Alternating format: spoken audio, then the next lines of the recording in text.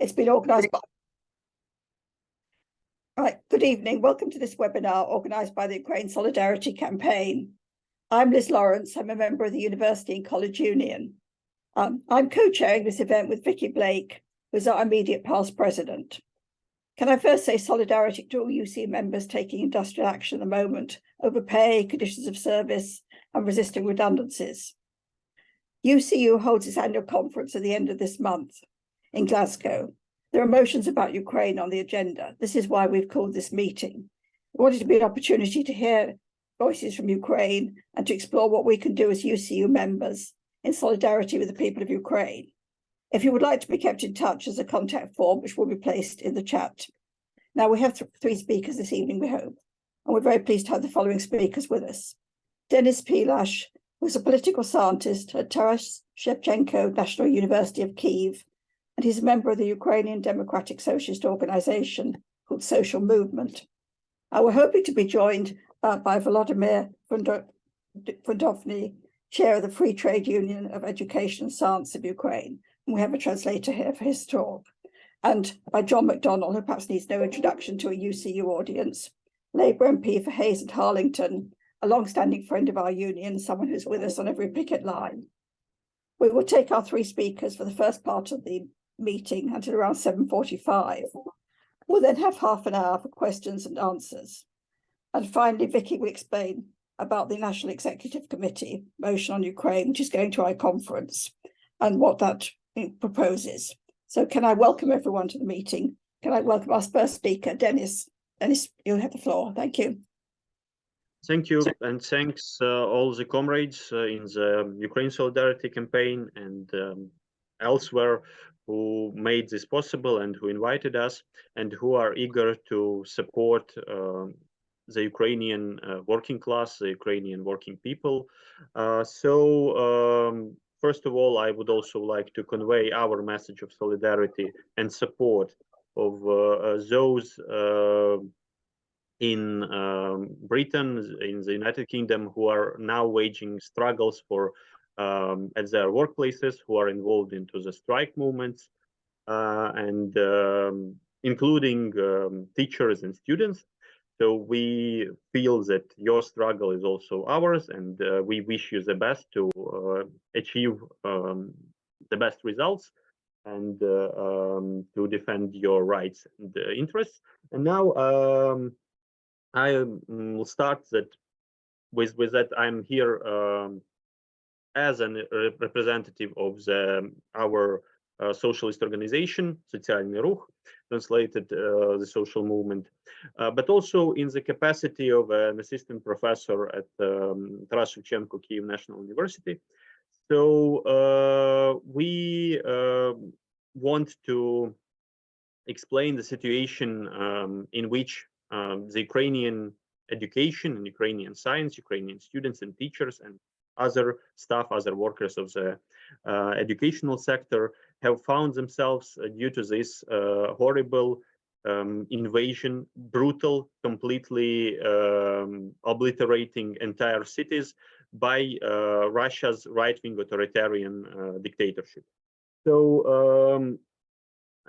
we should start with that even my university, that's one of the biggest universities in Kyiv and in the country, has been also targeted. It has been also hit. Its premises have been hit by Russian missiles, including that big campus with lots of faculties in the southern part of the city, and it was hit on the New Year Eve by numerous Russian missile strikes, and the old building, the so-called Red Building, it hosts faculties of history, philosophy, and law. In the center of the city, it was also damaged when a Russian missile came directly into the center of the city. So again, we had to campaign for having funds to repair that buildings. But what universities in Kyiv have suffered due to the Russian invasion, it's nothing compared to the cities that are closer to the front lines, like Kharkiv. In Kharkiv, a number of universities have been destroyed almost completely, like physically their buildings. In one of the biggest ones, Karazin National University of Kharkiv, or Grigory Skovoroda Kharkiv National Pedagogical University, that was also damaged by Russian strikes, including the statue of its namesake, Grigory Skovoroda, who was an 18th century Ukrainian wandering philosopher. And the statue survived, but the quotation from the philosopher, it has been a bit damaged, and it says, "We'll create a better world, we'll create a merrier one." And we can continue with universities in Mykolaiv, like Petromohyla Black Sea University, that also has suffered multiple Russian artillery and missile attacks, and so on and so on. So the list can be continued, but a total of circa 3,000 educational facilities, schools, universities, kindergartens, plus scientific institutes, research facilities, they have been damaged by the Russian invading forces and their shelling. Almost 300 of them have been destroyed completely.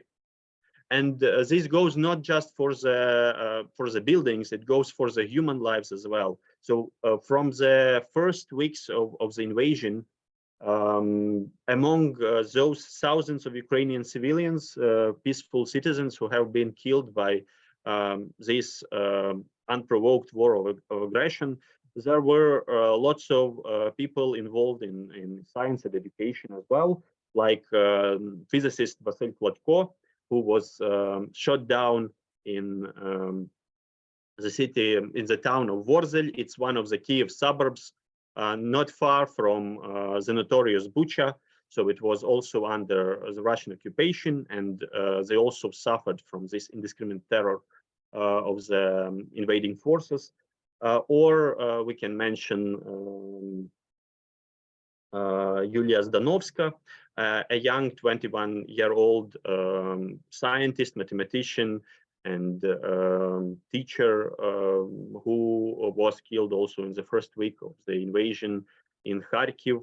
He wrote then that she is staying in the city despite the constant attacks, and actually lots of people, they couldn't relocate as well at that point. So she was one of the numerous victims of these attacks. Or we can mention Bogdan Slyushensky, a 75-year-old sociologist, poet, and musician, who was among those countless number of people who have been murdered in Russia's ferocious attacks on the city of Mariupol. So you see that this death toll, it's terrible, and it's increasing, as Russia isn't going to stop. It isn't going to just stop its aggression against the Ukrainian people. And this also meant that for millions of Ukrainian students and teachers and scientists, like for the rest of the country, their lives have been uprooted completely. So millions had to relocate to safer places, and still the educational and scientific process, it still persisted. And actually in like online formats, we already in April, we have restored the lectures and seminars at our university and many other universities. And actually teachers and the general university staff, they were among those essential workers who just kept the country afloat, together with our sisters and brothers in other sectors like healthcare, like railway workers, like industrial workers. All of us contributed to keeping the country behind the front line, contributed to the help of to the help to those in need, to different humanitarian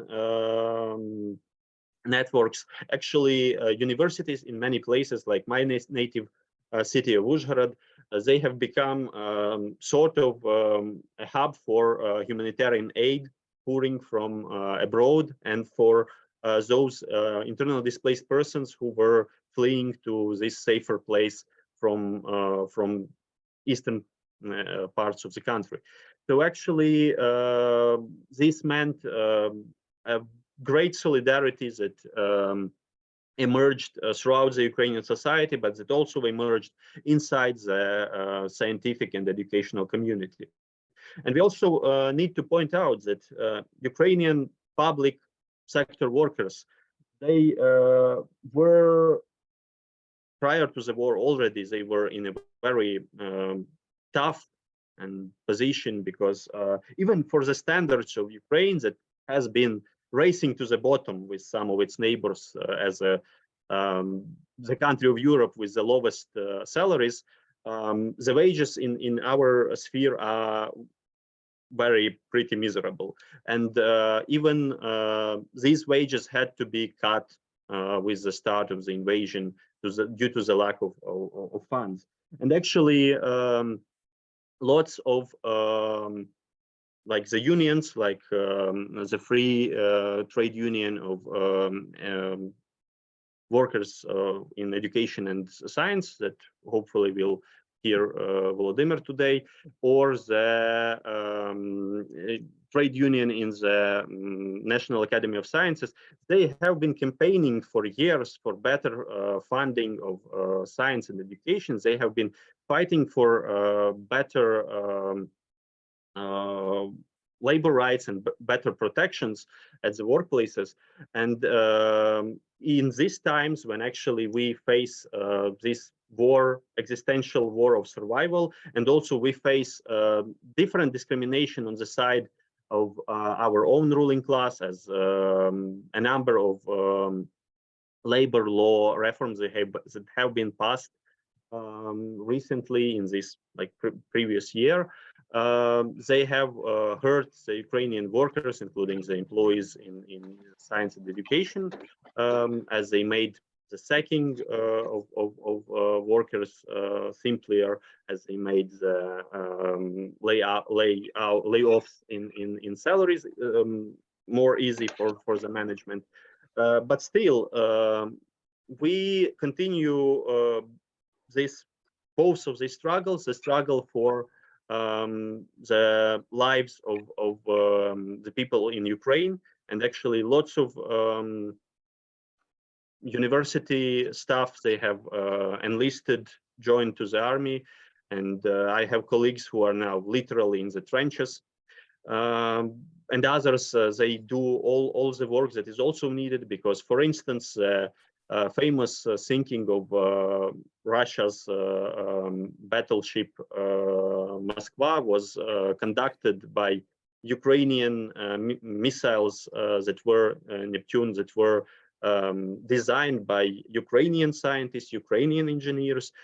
Even with all this underfunding, still Ukrainian science and Ukrainian universities, they keep going, and it's quite essential for the survival of the country.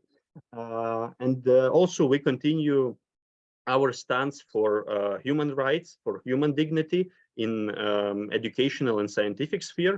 And in order to have a space for this struggle, we just need to preserve Ukraine's independence and Ukraine's democratic system. And in order to get this, we need to expel Russian invaders, because unfortunately, recently it's a feeling that they managed to somehow brand themselves as someone who are pushing for negotiations, but actually it's Ukrainians who want actual negotiations, but about the withdrawal of the occupying force, about the freeing of the people on the occupied areas.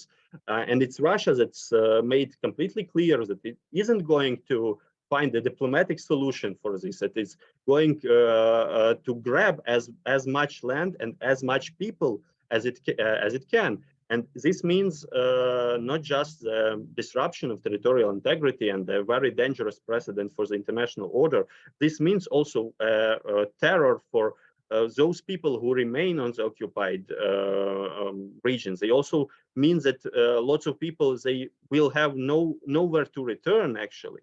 So in this very hard situation, we are grateful to those in the international trade union and leftist movements who have stood up in solidarity with the people of Ukraine, with the working classes of Ukraine, who have conducted different solidarity work. And we are grateful for any kind of solidarity and any kind of support.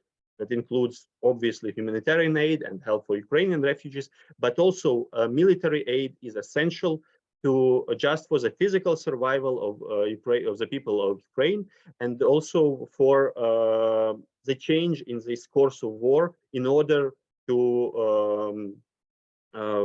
get to the point when we can have freed the Ukrainian population on the occupied areas. So this is a challenge that is faced by the international solidarity movements throughout the world.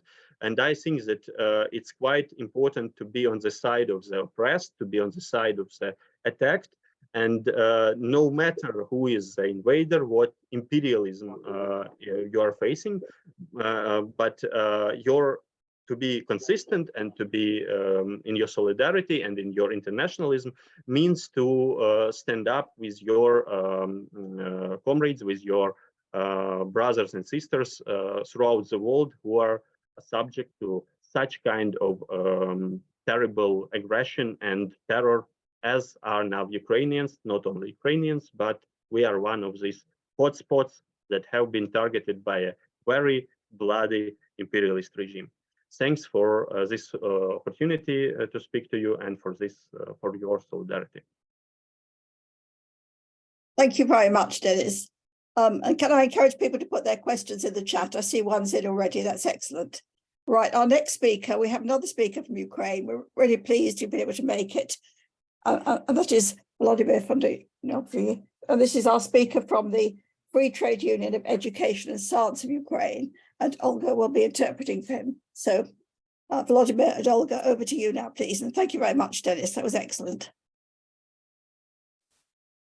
Yes, thank you, Liz. Володимир, ви можете починати говорити.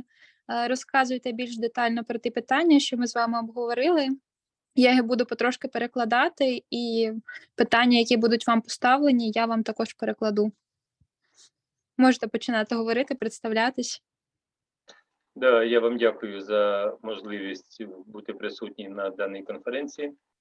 I'm thankful that I have this opportunity to be here and to talk to you. Голова вільної профспілки освіти і науки України. I am VOLODYMYR FUNDOVNYI and I am the chair of the Free Trade Unions of Education and Science of Ukraine.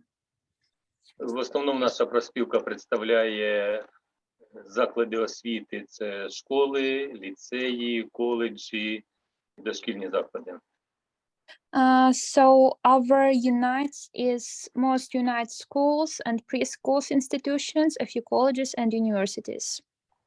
До війни до нас входили університети і профспілки великі студентські університетів і академії, але під час війни, особливо це Донецька, Херсонська і Запорізька область, ну, так сталося, що ці організації просто зникли, перестали існувати. So before the war, we have had a really big community of students of schools, colleges, universities.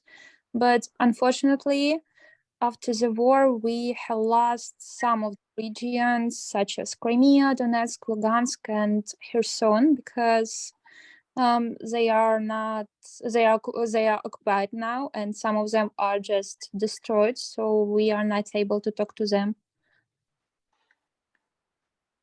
На сьогоднішній день в основному ми працюємо із середньою так сказати, ланкою освіти. Це коледжі, ліцеї, і дошкільні заклади. Університети, ті, які перебралися із Донецька десь у Вінницю, в Кропивницький там і так далі, виходять на сьогоднішній день уже, створюються знов профспілкові організації, ну, але це тільки на початковій стадії. So nowadays we are trying to work with middle chain of our institutions such as colleges and schools, and we are trying to create a new union with universities and colleges which have moved to another regions of Ukraine, and it takes time. So we are working on that a lot. Протягом часу, коли йде війна в Україні, наша профспілка надавала велику допомогу освітянам, як, будемо говорити, теоретичну, як наукову, так і матеріальну. З допомогою Конфедерації вільних профспілок України ми намагалися робити забезпечення матеріальне тих освітян, які мали, ну, невеликі статки, і особливо тих освітян, які переселилися із Донецька, Луганська в ті райони, які на сьогоднішній день не мають військових дій. So during the war, we are trying to give as much help as we can in any knowledge that we have, any science that we have. And also we gave quite a lot of material help to those educators who were damaged by the war, who have lost their homes, who were forced to move to other regions. We were supporting them a lot, and we gave them some humanitarian and financial help. Освітяни, так як і всі українці, розуміють складність сьогоднішньої ситуації і все роблять для того, щоб забезпечити Збройні Сили України матеріально, щоб можна було швидше здобути перемогу. So educators, such all of the Ukrainians now, they understanding that our armed forces needs a lot of help, and they are trying to provide as much financial help as they can. They are donating usually and trying to collect as much as possible. Навіть така ситуація, що з 1 січня 2023 року повинні були піднімати заробітну плату освітянам в Україні, ну, приблизно втричі. There was a situation that from the 1st January of 2023, the government was meant to raise the funds of educators to raise their salaries. Але в зв'язку з війною уряд і керівництво країни сказали, що коштів недостатньо, і освітяни України з розумінням сприйняли це рішення, хоча, звичайно, тяжко в таких умовах, коли піднімаються всі ціни і на забезпечення, і на тепло, і на електроенергію, і на харчі. Але всі з розумінням розуміють це, і я так думаю, що до кінця війни ми потерпимо, але війну ми виграємо. So these huge racings, they were delayed, and during like to the end of the war, we think so. But educators understand the situation, and situation is really difficult even for the ordinary Ukrainians, and for sure it's very difficult for students and for teachers now, because there is a big crisis, like prices for food and for just electricity, water. They are racing every day, and it's really hard to live now, but they are understanding to the circumstances, and they are ready to wait. Ми дуже вдячні тим країнам, які прийняли наших як освітян, так і дітей, так і учнів не тільки на проживання, а і на навчання. І на сьогоднішній день ці діти, деякі в онлайні, а деякі і відвідуючи навчальні заклади в тих країнах, там і Германія, і Польща, і деякі в Англії, навчаються, ну і продовжують отримувати знання, як і від українських викладачів, так і від вчителів тих країн, де вони перебувають.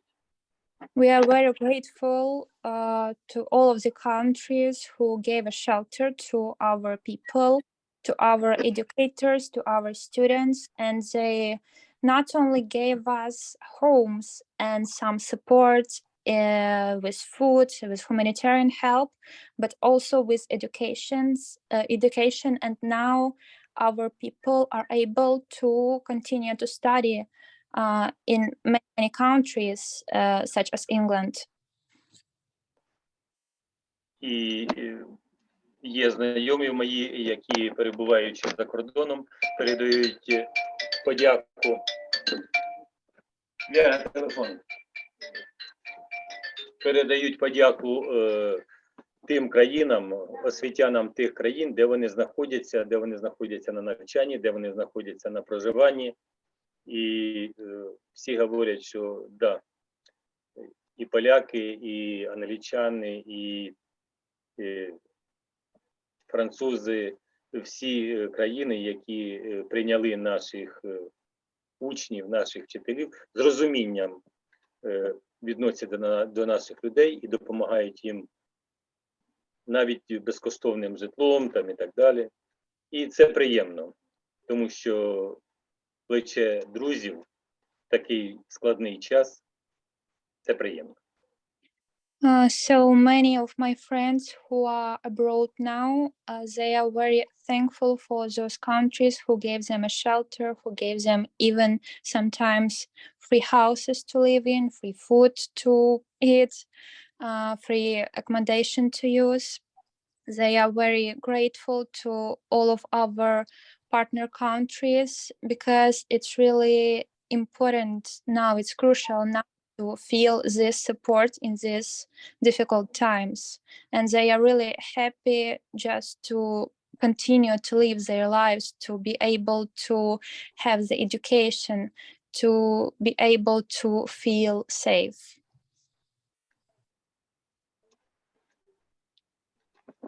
Дякую за увагу. Якщо будуть запитання, я згоден відповісти.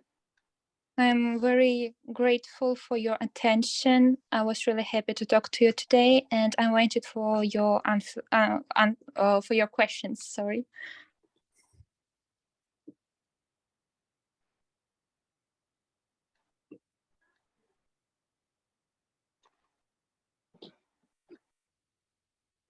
Right, can I say thank you very much? I think if we go to our third speaker, then we have questions to the three speakers. So can I invite John McDonnell MP next?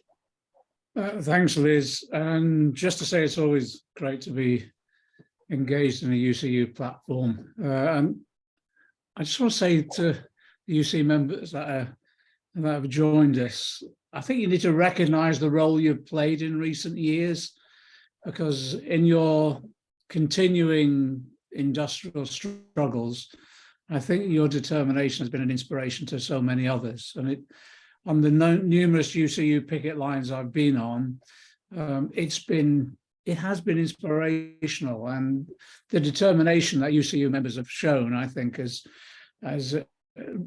I think it has permeated other trade unions. So thanks for all that you're doing. Also, just to put this in context, when we have these Zoom meetings, sometimes we forget the situation that Dennis and Volodymyr are actually facing. But before we started, and we were just having a conversation before, and the reality is Dennis and Volodymyr are in war zones at the moment. And we just mentioned that actually there are missile attacks that are taking place on Kyiv on a regular basis now. So the safety of many of the people we engage with online is always at risk. And I have nothing but admiration for the work that they do in making sure that people in our own country are aware of what they're going through. I want to explain just basically where I'm coming from, because I think there has been an element within the labour and trade union movement in this country that I think has engaged initially with regard to the issues around Ukraine, but I think we need to have a renewed activity to re-engage more effectively, particularly with regard to what the Ukrainian people are facing and also what Ukrainian trade unions are facing in particular. My engagement, just so I explain my background in all of this, about 10 years ago, Chris Ford and I were involved in discussions with the miners' unions in Ukraine. It was when the oligarchs were taking over the mines and cutting wages and undermining conditions. And we invited across a number of miners' union representatives, and we held briefing sessions in the House of Commons. And we assisted in the campaign by putting pressure on the mining oligarch companies that were having their annual general meetings in London in particular, and also raising the issues in Parliament. And it was just invigorating. The campaign itself by the miners in Ukraine was successful at that time. They fought off significant wage cuts and also job cuts as well. And we kept in touch with them throughout the last 10 years in their various struggles. And through the discussions with the unions themselves, we also met a whole range of socialists, young people in particular, who then went on to form the social movement. And it was a whole range of different socialist perspectives, ranging from anarchism, Marxism, social democrats, you name it, coming together. And it was the link between the social movement and the trade unions in particular around Maidan, combating the fascists and the influence of the fascists, I thought was extremely impressive. And talking to many of the members of the social movement, the development of their ideas, which are so much related to what we've discussed about how we want to develop our country, and around the issues around public ownership, really progressive program of policies, public ownership, trade union rights, civil liberties, making sure that we tackle the climate crisis as well. So it's been throughout that last 10 years, I found it extremely interesting, but also extremely instructive about the struggles that are taking place in the Ukraine from the trade union and socialist perspective. So when the issues around Crimea, the annexation of Crimea took place, what I found extremely impressive, both in Crimea and Donbass, and I use the example of the miners' union. The miners' unions were mobilizing people, rejecting any form of national sectarianism, and trying to explain to people and build workers' solidarity to create a Ukraine which was multi-ethnic, socialist and democratic. But in that period, particularly in Donbass and Crimea, many of those trade unionists suffered. They had to flee as a result of violence. In addition to them, many were arrested and disappeared.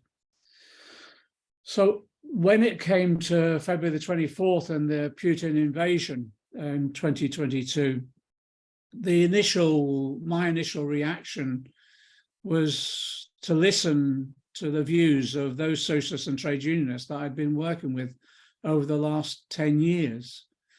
And their view very strongly, and I think it's the one that we'd all, if it happened to us, we'd take the same view, that they had to defend themselves. Otherwise, the aggressor, and it is an imperialist aggressor, the aggressor would be allowed to succeed with its invasion, and they would occupy Ukraine. And this would be the occupation of a foreign imperialist aggressor of a democratic country. So naturally, the trade unionists and socialists that I'd been speaking to all that time, they simply took the decision that they had no other choice but to defend themselves. Nobody wanted war and no one wanted violence, but they could see no other option. Otherwise, as I said, their country would have been occupied. And the people I'm talking about are socialists, they're internationalists, they've campaigned for peace, and they've campaigned for trade union and human rights all through the period I've known them. But they had no other option to to fight back, to defend themselves, to fend off the aggression. And, you know, all through my life, from an early age, early teenager, I've campaigned and opposed military aggression by imperialist aggressors. And that's included, I go back so far, I'm that old. I remember as a youngster, the military attack on Cuba, the Bay of Pigs. I was only early teens. Opposed that. I opposed what America was doing with regard to Vietnam. I opposed the military, the aggression by an imperialist powers and invasion of Iraq. All of those. So for me, it was natural to oppose this imperialist aggression and invasion, and stand in solidarity with those people within our socialist movement and trade union movement who were the victims of this aggression. So it became natural to me to say, well, how can we help? And the call came for support and solidarity from our brothers and sisters and comrades in Ukraine. And it was for practical support.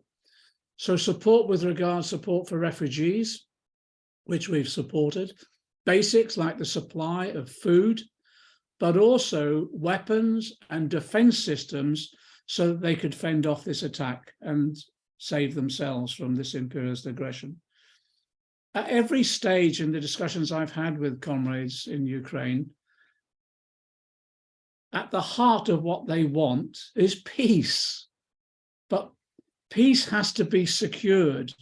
And the first step in securing that peace is to halt the invasion and to provide the opportunity of restoring their country, democracy within their country, and restoring a secure border. And on that basis, proper peace talks can be undertaken successfully.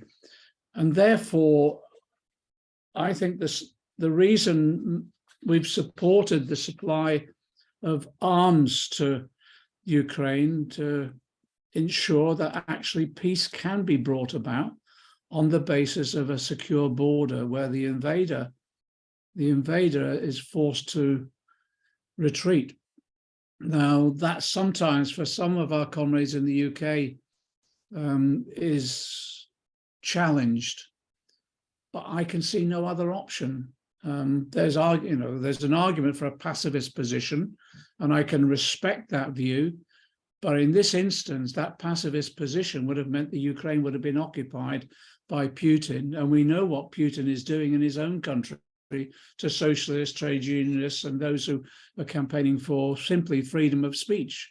So therefore, it would have been an oppressive regime in Ukraine. And I see no other option but to support our comrades, therefore, in every way possible. And that does include weapons. And the weapons that the Ukrainians have asked for are weapons of defense, simply to defend themselves against the invader and to help them save lives and secure peace.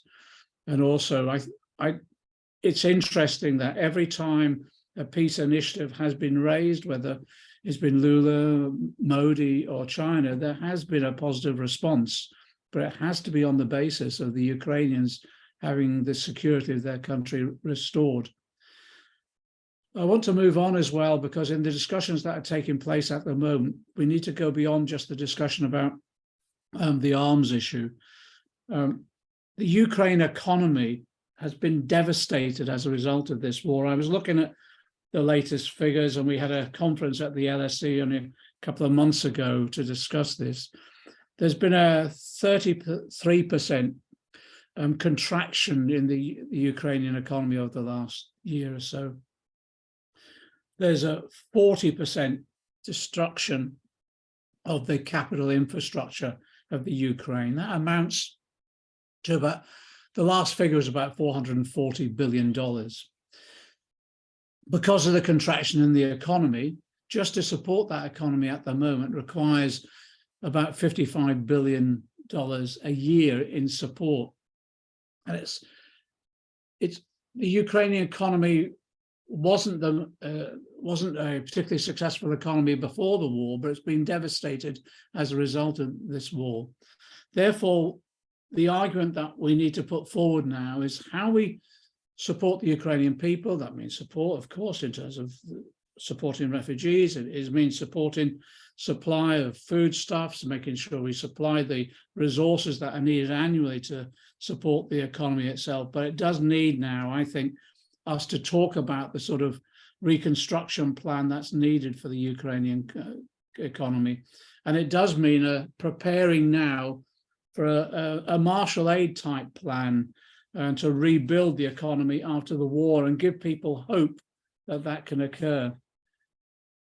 But my anxiety about the discussions that are taking place around that reconstruction plan is that we mustn't, in working with our socialist and trade union comrades in the Ukraine, we've got to ensure that any reconstruction plan isn't dominated by neoliberal thinking. So therefore, if we again listen to our comrades, socialist and trade union comrades in the Ukraine, what they're talking about is an economy which is based upon equality. It's an economy based upon civil liberties and trade union rights. It's an economy in which there is public ownership. And it's an economy which denies the dominance of the oligarchs that have been taking place across economies in both Ukraine and elsewhere. It's an economy that is also environmentally sustainable. Developing those ideas will give us, the Ukrainian people, hope, but also, I think, the hope right the way across Europe that this can take place in Ukraine, but it can also inspire others in terms of other European countries as well.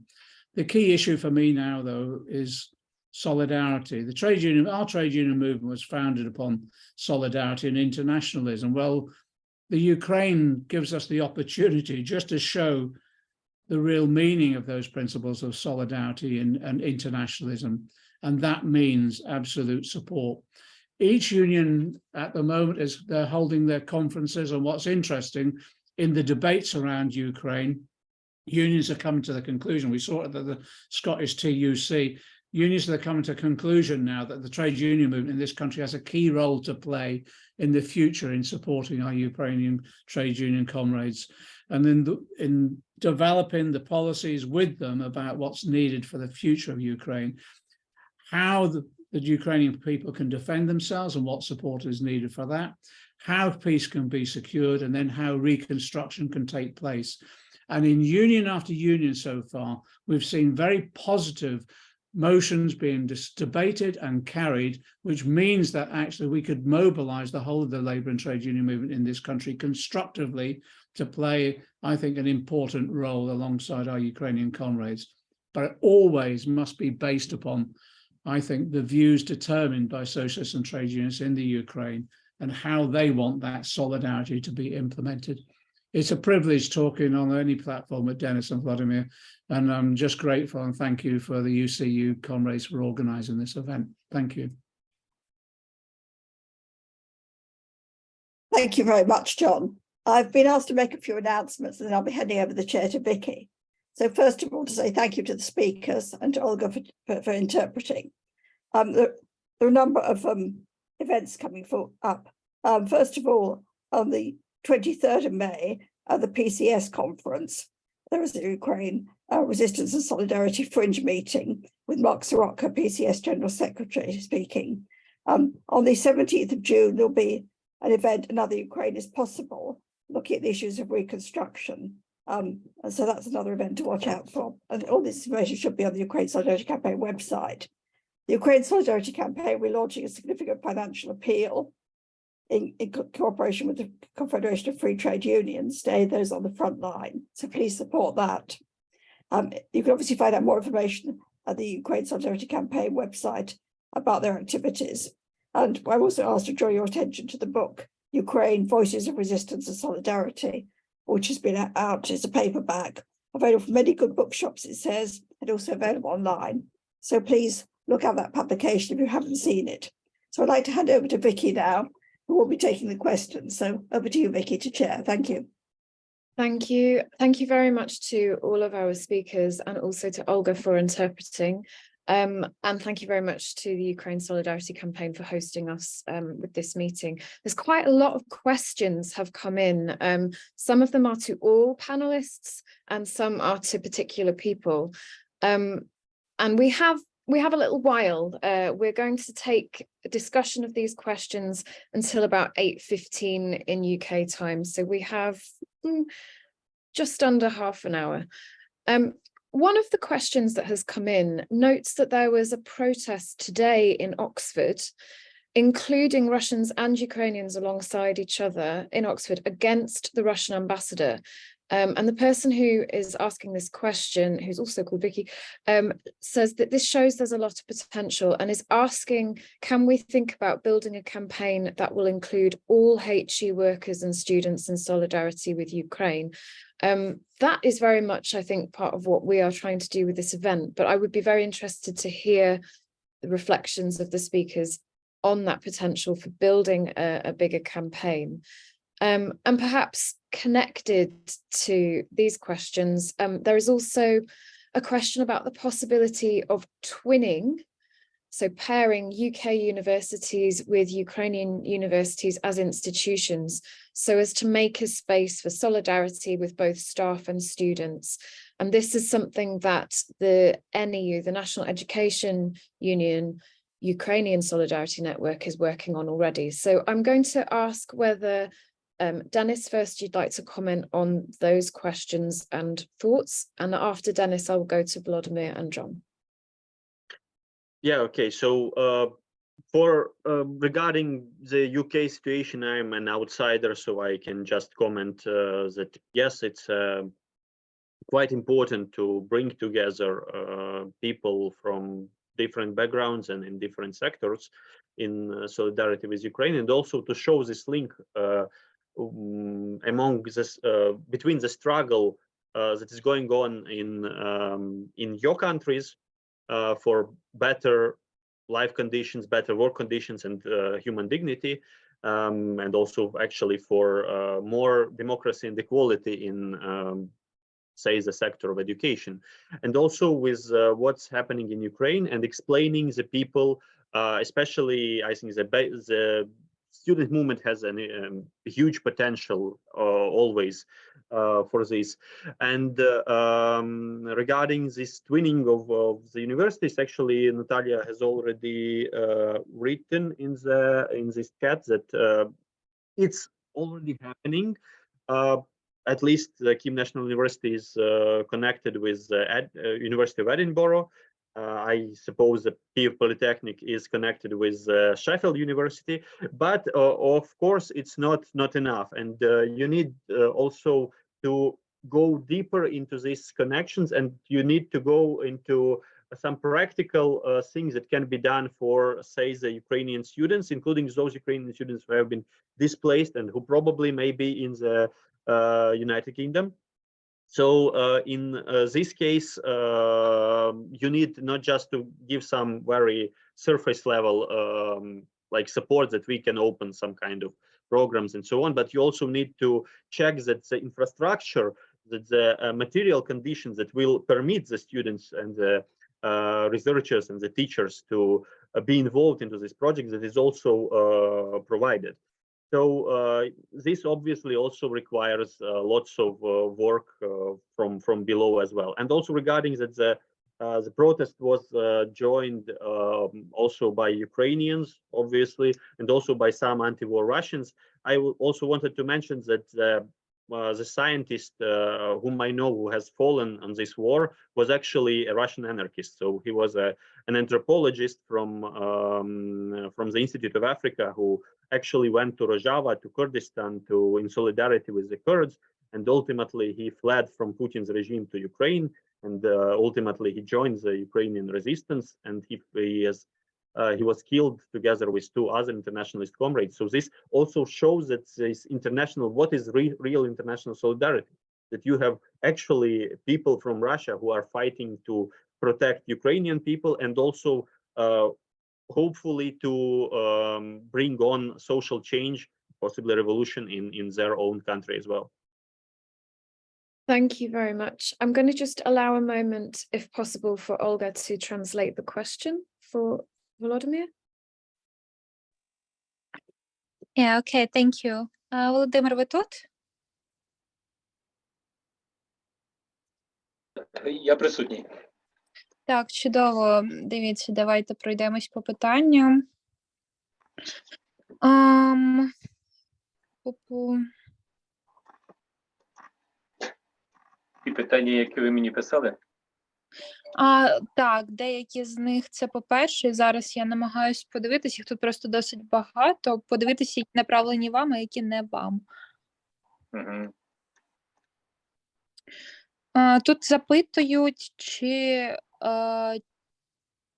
можуть люди зараз комунікувати з тими людьми, які зараз знаходяться на окупованих територіях. Жінка пише, що їй було дуже важко сконтактувати з людьми, які знаходяться на окупованій території, навіть подзвонити не могли, але вона може сконтактувати з тими, хто зараз знаходиться в Криму. Ну, відносно того, хто знаходиться в Криму, я не можу сказати, а ті, хто знаходяться в Європі, там Польща, Італія, Іспанія, то можна контактувати, звичайно. Ні, ті, хто на окупованих територіях знаходяться, тобто... Ні, на окупованих територіях дуже важко з ними спілкуватись.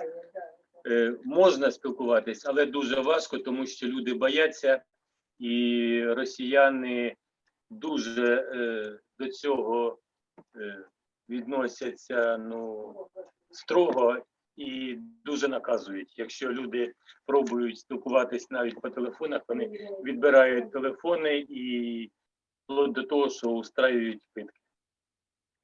So we're answering firstly to Natalie.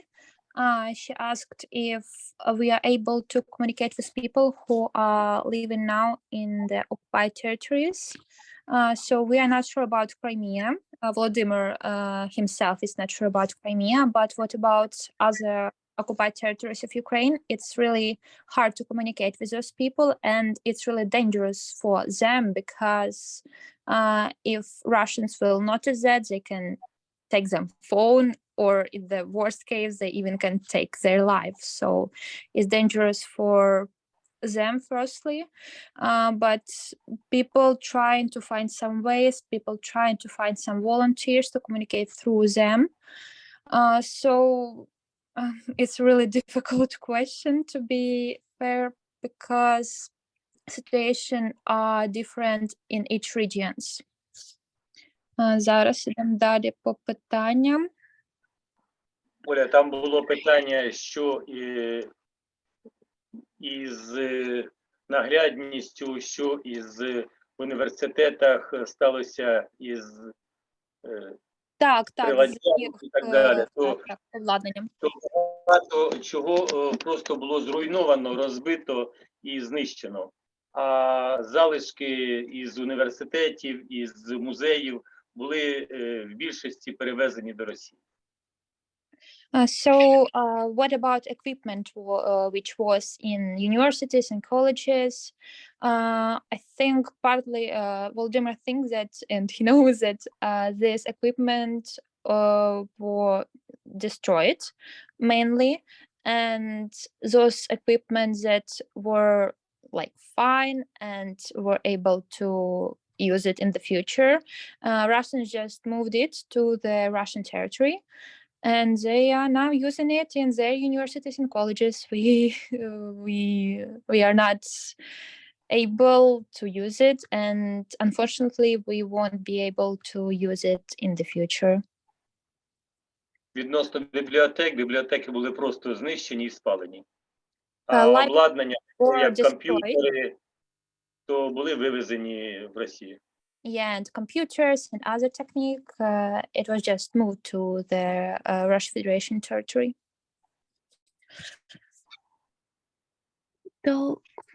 Thank you. We have lots of questions coming in, and I'm just going to ask if Dennis could come in on some of those same issues, if you had anything to add, Dennis.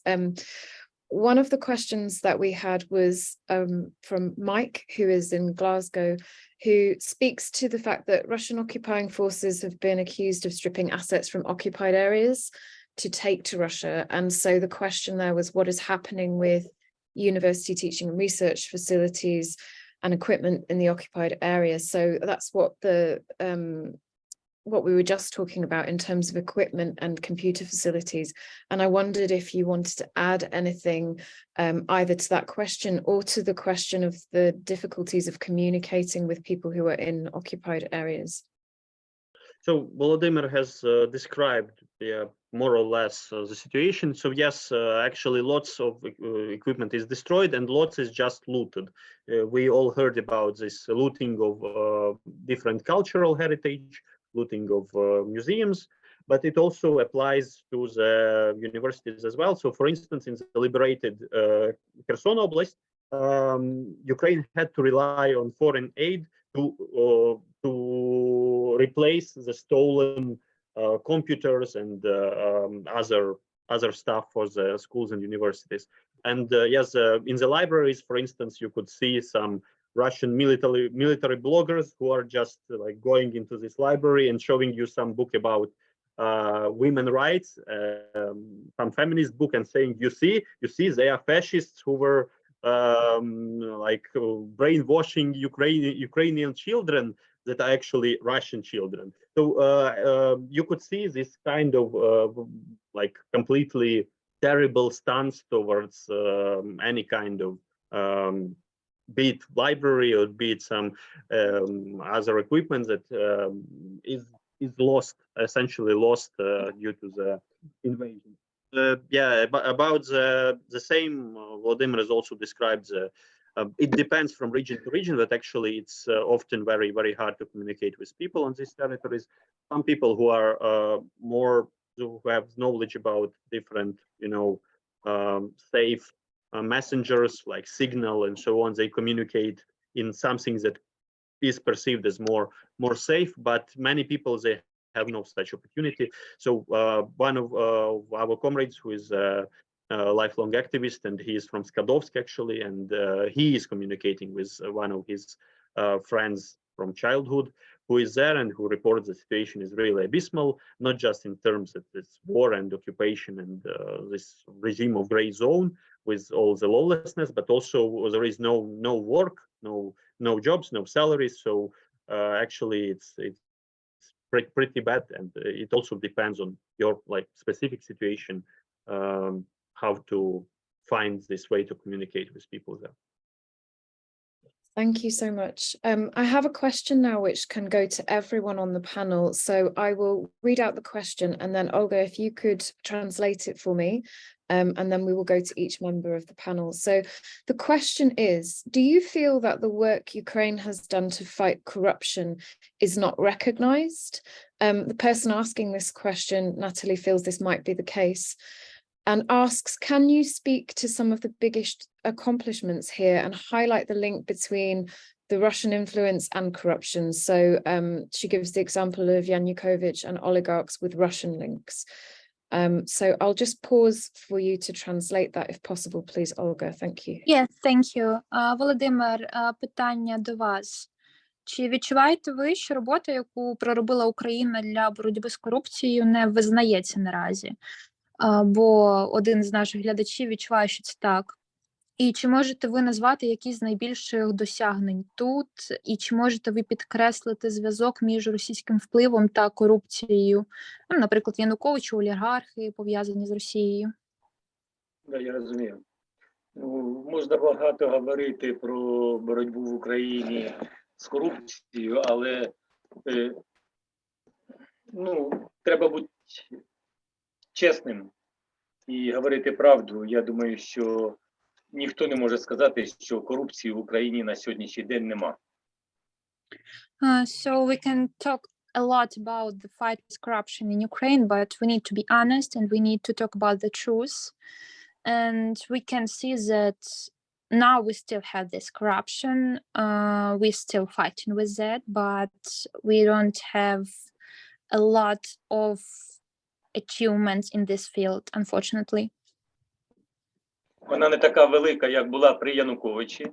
Вона не така велика, як була навіть при Порошенке, але вона все одно залишилась. It's not that broad as it was when Yanukovych was in the government, even when Petro Poroshenko was in the government. We can see some little progress, but still it's not enough, and we still need to fight a lot in that field. Ми, звичайні люди, намагаємося вести боротьбу на всіх рівнях, і не тільки з корупцією, а взагалі і з проявами корупції. І намагаємося волонтерською роботою допомагати Збройним силам України для того, щоб швидше здобути перемогу над рашистами.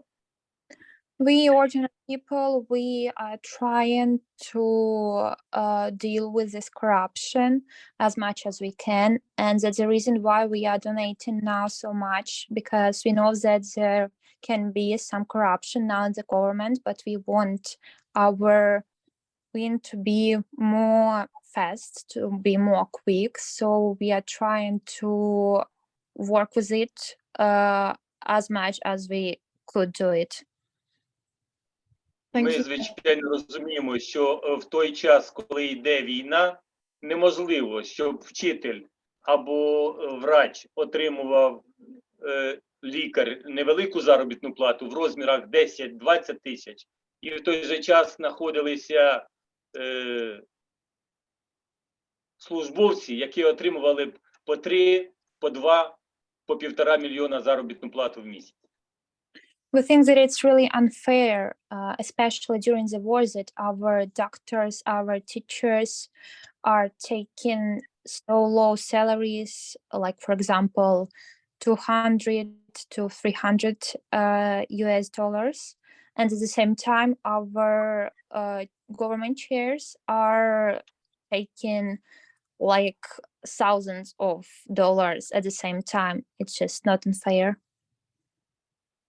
Тому, звичайно, боротися з ворогом – це правильно, і без цього перемоги не може бути. Але і відношення до людей в Україні уряд повинен переглянути. І все-таки, ну я не говорю, що всіх урівняти, поставити, зробити уравніловку, ні. Але все одно, щоб до всіх відноситись, ну, якось справедливо. That's really right that we are fighting with our enemy now, but still we need to fight from the inside with our government, because it's not fair what they are doing to people now, and they need to change a lot. Thank you. I'm going to also ask Dennis if you would like to comment on this question, and then after Dennis, I'll come to you, John. Yeah, briefly. So the problem is that we actually do have notable progress in this tackling corruption, but actually we won't tackle corruption until we address the core of this problem. That's the system of oligarchic capitalism, dominant here, notwithstanding with change of governments and of presidents. So actually this is where everything springs from, and obviously, as it was mentioned, that majority of these oligarchs, they were quite connected with also Russian capital, and but we need to address this systemic issue. However, I'm also sick and tired of many people in the West who always come in and say, oh, Ukraine is the most corrupt country in the world. So this is some constant line of not just people like Trump's son, but also some people on the left. And actually, Ukraine is no stranger, no different from many of its neighboring countries that also have huge problems with corruption, like Hungary, like Russia and Belarus itself. They are much worse on this. And actually, we have examples like in times of Maidan 2014. You probably heard about the far right in the protests. But actually, not many people in the West heard about what left-wing and anarchist-minded students have accomplished when they occupied the Ministry of Education and actually forced the new minister to sign into keeping their accountants, their, like, you know, these financial transactions open. So they had to sign this decree that they are to open their financial dealings that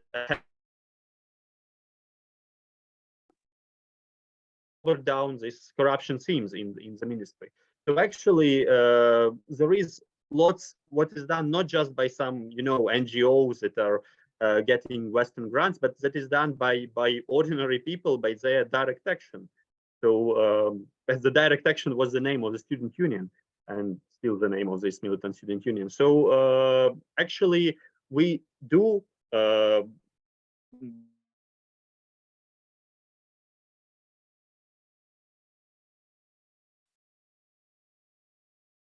I think the connection has just gone a bit.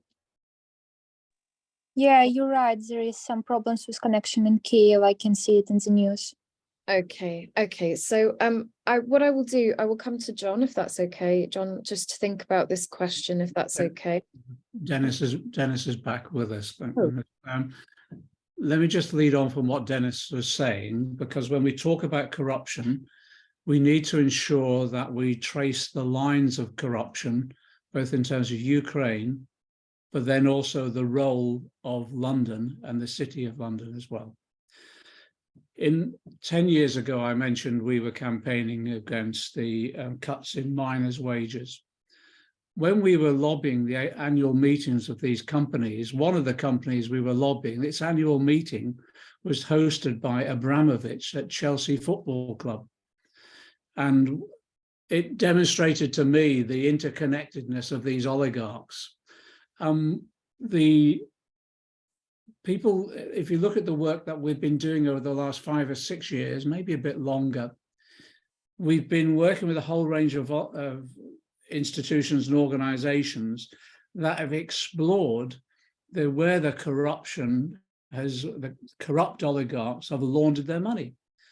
And it is largely through the City of London, to the extent that London, some of you will recall, it was described as the Russian laundromat. So billions, we're talking about hundreds of billions over a period of time of money being taken out of Ukraine, Russia, and elsewhere, profiteered, ripping off the people, and then put into the City of London to be washed, basically, to be laundered. And only now, I think, are people waking up to the fact. And if you look at the investments that took place, there's a group in London now that takes people on a bus tour around the properties owned by the oligarchs on the basis of the money that had been laundered through the City of London. And it is billions. So our role now is to work with our socialist and trade union comrades in Ukraine to actually ensure that there's an effective way of tackling corruption, not just at source, but all the way through the system itself. And I do find it ironic in the UK in particular, when they talk about and condemn corruption elsewhere across the world, we're at the seat of it. London now has been identified as the capital city for money laundering on the globe. So there's a lot of work that we've got to do. And again, what's interesting now, a number of trade unions have taken this up because they've seen what's happened is that workers are being ripped off within their industrial sectors. The money has then been laundered through the City of London. As a result of that, levels of corruption, for the first time, I think, on a scale have been exposed. So there's a lot of work to do. And we need to work with our Ukrainian comrades to ensure that on a global level, we're tackling this issue. And that includes, again, of course, all those issues around tax avoidance as well. So again, we need to call out the hypocrites, both in here and in the States, that are attacking Ukraine, because actually the source of a lot of that corruption rests with their financial relationship with the oligarchs that have been ripping off workers over decades. Thank you, John. Just before we move to the next section, I'm just going to offer an opportunity to our Ukrainian speakers if there's anything that you would like to add that you haven't been able to say so far. So if I could just ask you, Olga, to translate that request, and then I will go to our Ukrainian speakers. Yeah, sure. Володимир, якщо вам є щось додати, щось цікаве, щось про те, що ви подумали, можете зробити це зараз.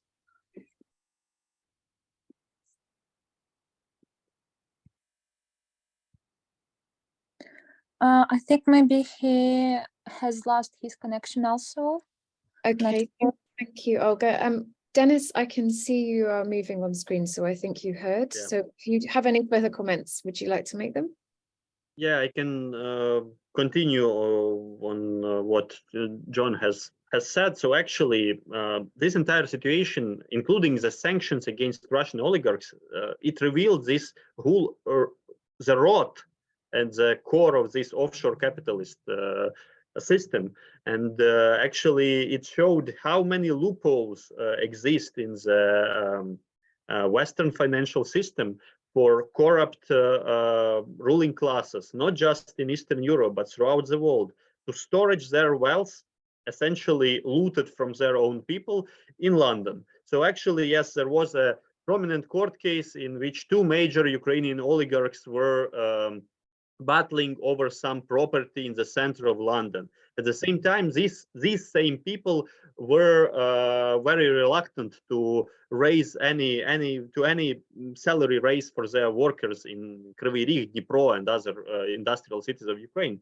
So you could see that actually, and this is also something that should be addressed when we speak about the current and the previous Tory governments as some big friends of Ukraine, that actually it's their fault because they got lots of this bloody, dirty money of oligarchs, including Russian oligarchs, and to keep the London city running, and they actually are protecting this system. So we need to address the general problem with tax havens, with offshore capitalism. And this also brings us to this general things that what can you do in solidarity with Ukraine? So if you are debating, or if you are speaking just to your leftist comrades who may have some, different position about aid to Ukraine, you should explain the necessity of military aid for Ukraine. And if you are debating or conversating with some more liberal and right-wing people, so you need to convey this message that we also need a complete revision of the current international financial order as well. And also this should be one of the focuses on what's happening with the Ukrainian reconstruction, post-war reconstruction, and already wartime reconstruction, that we need to abandon this neoliberal capitalist logic, and we need to prioritize socially, ecologically, genderly just way of doing this. And this means that you need to listen to actual people from Ukraine, to people from grassroots, and not just to the the businessmen and their cronies. So this is a big problem. That is also, you will have this London conference on reconstruction of Ukraine, and I'm sure it will be very pro-market and very ignorant of what are the problems of Ukrainian labor and Ukrainian women and Ukrainian environment. So these issues have to be brought by your political demands also in Britain as well. And regarding also, I commend what John has said, that about this consistency in your internationalism. Like in the 1960s, in the New Left, it was, I think, that the people were eager to condemn both US invasion of Vietnam, or US-sponsored dictatorships in Latin America or Indonesia, the massacres they were doing, but also the Soviet invasion to Czechoslovakia and suppression of the Prague Spring. And many of the people who now have hesitant or dubious positions, they actually come also from a more sane background. They come from these traditions that once said neither Washington nor Moscow. So they need to look into their position and to understand that you need to be on the side. Yes, you need to condemn US invasions to Iraq, you need to condemn US blockade of Cuba, but you also need to condemn Russia's invasions of its neighbors, and not just neighbors, Syria. You need to condemn Saudi Arabia in Yemen, of course. You need to condemn Turkey in Kurdistan. You need to condemn Myanmar military dictatorship. So you need to be constantly supporting the oppressed, constantly supporting the people, and be on the other side with those who attack them. So it's plain simple. And if you are pacifist, I respect that position, and I know actual pacifists, anarcho-pacifists, quackers, so on. Sorry for advertising another political party, but from Plaid Cymru we had their leader Adam Price coming also with the Labour Party, mostly Labour Party delegation to Ukraine, and he was very supportive and solidary with Ukraine, notwithstanding with pretty anti-war and pacifist position of the party. So if you are a pacifist, you can find ways to support Ukrainian people in other way. But if you are a pacifist, you don't attack those who are in need. You attack. You need to criticize those who are doing the invasion. So this is a proper pacifist position, and you are not sabotaging the actual support for the people. So I think that's also quite simple. Thank you very much. And I will say to people who have submitted questions that we haven't explicitly covered, I have seen them, but it hasn't been possible to cover everything in the time. But as you will have noticed, our speakers have actually covered some of these issues in their responses to other questions.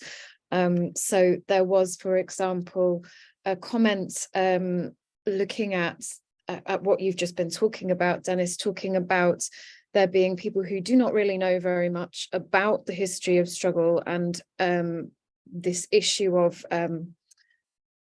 only really seeing the situation as if there is one type of powerful imperialism without really recognizing the wider picture. That has come up within the questions. We've naturally kind of spoken about those in the responses. There were also some contributions in the Q&A which are, I think, invitations, maybe more than questions. So, for example, from John, who is in the southwest of England, he writes that he is a chair of a trades union council, which is a council of local trade unions in Somerset, which is in the southwest, and is also a chair of his local college branch, as well as being active in UCU nationally, and is very, very keen to set up links with local trade unionists and local trade unions in the regions of Ukraine. So is asking if we can share details of any other organizations where we could make local links similar to the university twinning schemes, but thinking about other parts of the education sector and thinking about other sectors as well. And I hope that we might be able to find ways to do that. John also asks a question that furthers, I think, some of the conversation we were having earlier about the way that trade union rights in Ukraine have been weakened because of the imposition of the wartime regime. And he does ask, is this still a major concern across Ukraine? I think from the answers that we've had, John, I'm not sure if you caught them, but we were talking about that earlier. So I want to try now to sum up, and there has been an awful lot of very generous sharing of experience and information. And I want to thank again all of our speakers and also Olga for translating so beautifully. And I want to explain a little bit to UCU members who are here with us or who are watching on playback later, what we are doing in terms of presenting a policy that we hope will be passed at the UCU Congress.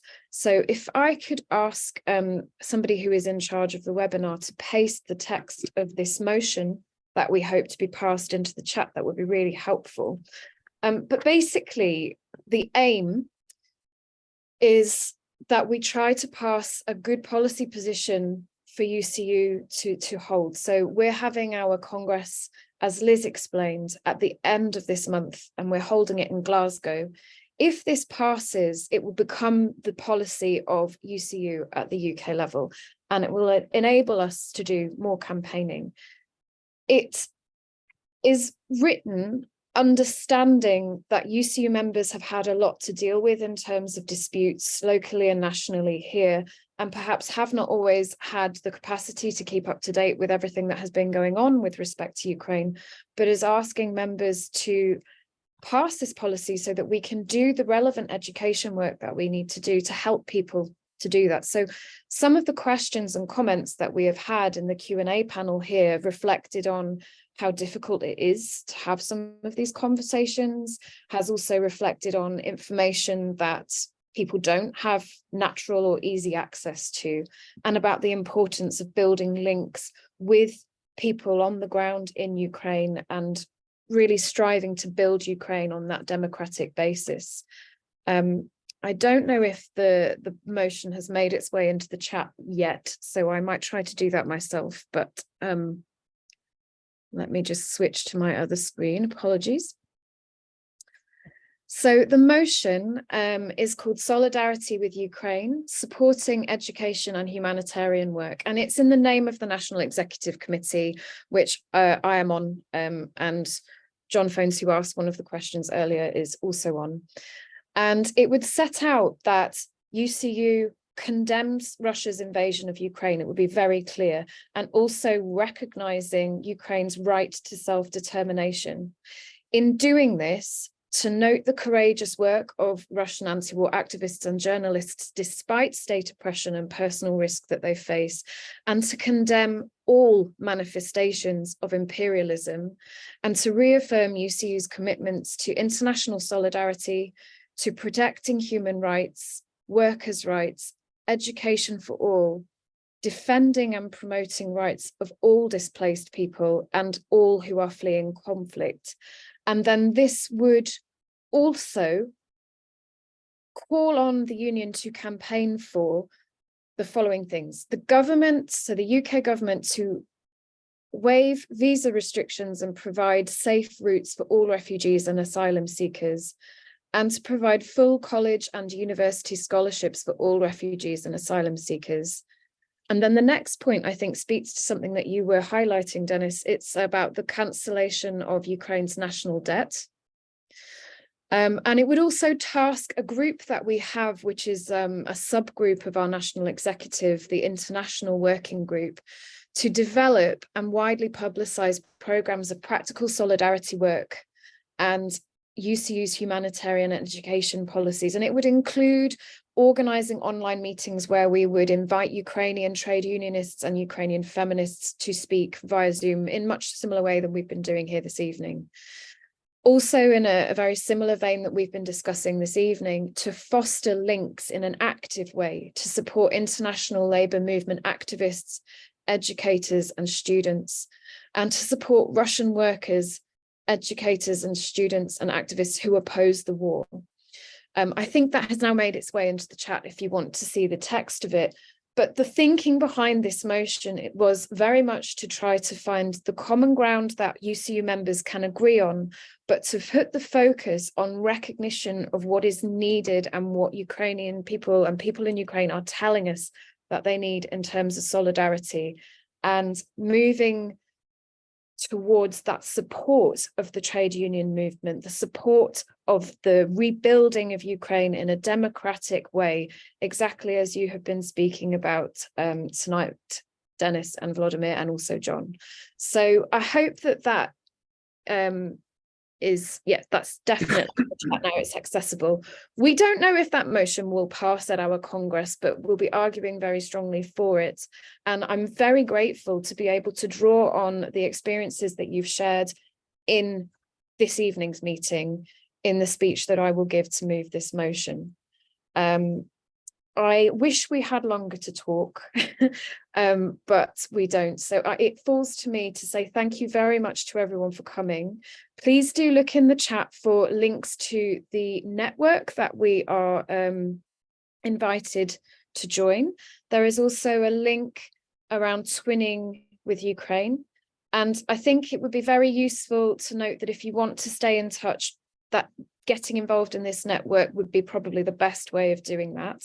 I don't know if shortly I need to hand over to anyone else to explain that network or whether the link is sufficient, so you can let me know in a moment. But I'm going to attempt to say thank you in Ukrainian. I apologize 1,000-fold if this is terrible pronunciation, but Serdeczno dziękuję. Thank you from the bottom of my heart. Thank you very much for this evening. And Well, thank you, Vicky. It was nice. you so much to Ukraine Solidarity Campaign, to my co-chair, Liz, who has her hand up. So I'll bring you in a moment to do some announcements, Liz. Thank you to Dennis, Thank you to Volodymyr, thank you to John, and thank you so much, Olga, as well, for your translation. We would really not have been able to hold this meeting without you. And thank you everyone who has attended. And if you're watching this after the meeting, thank you for watching. I will now hand over to Liz. Just to say thank you, Vicky, for chairing the second part. And if this thing has been recorded, we'll get it around the networks as much as we can. And thank you to our speakers. Thank you. I see a hand has gone up from Natalie. And Natalie, I don't know if you want to just briefly come in. You have about 2 minutes before we need to close.